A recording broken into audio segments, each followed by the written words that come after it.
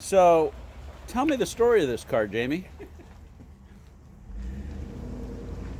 This is the first hot rod I sat in when I was 10 years old. Cool.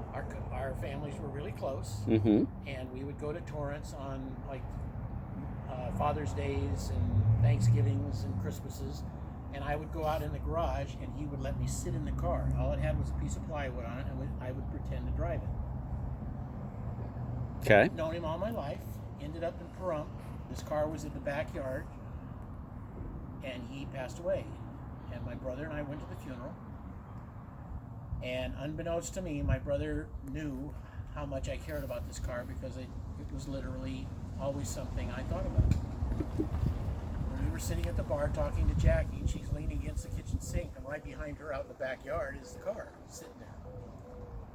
And we're sitting having a beer and talking, everybody's drinking, and all of a sudden my brother says to her, "Jackie, if you ever want to sell this car, we'll pay you whatever you want."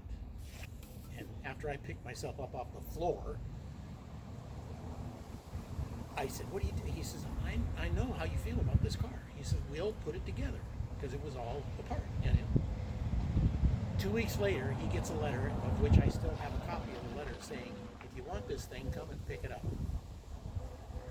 That was on a Wednesday. Friday, we were there with his car trailer, loading it. Nice. Air still in the tires. Wow. Motor still in the car.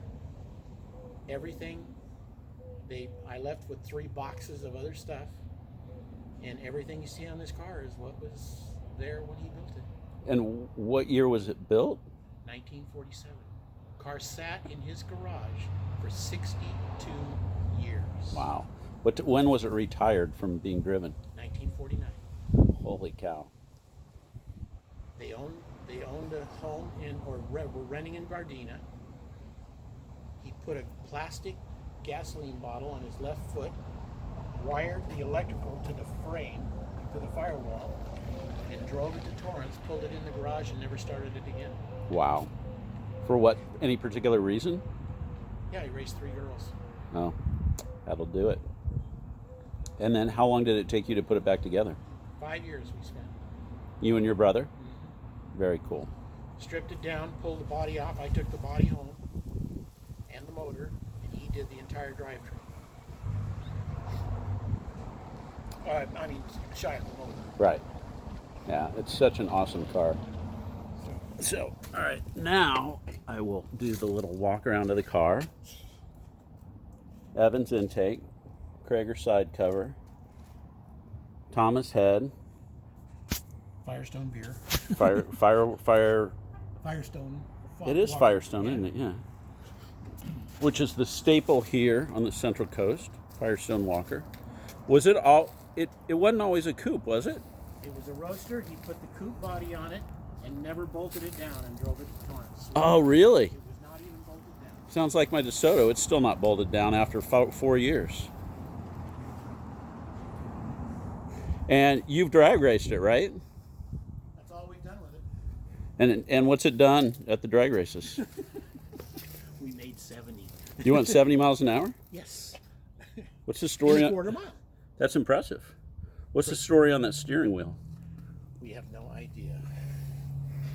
We have absolutely no idea. Part numbers and no history.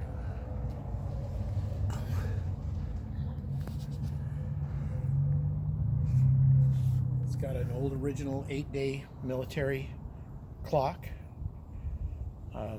The IFF box, I don't know whether you know what those are, but they were used during Second World War, where you would fly at night and there were 4 different buttons of 4 different colors, and there was a code for that color that day. Oh. And if the plane approaching you didn't flash the right color pattern, you shot at him. I didn't know that.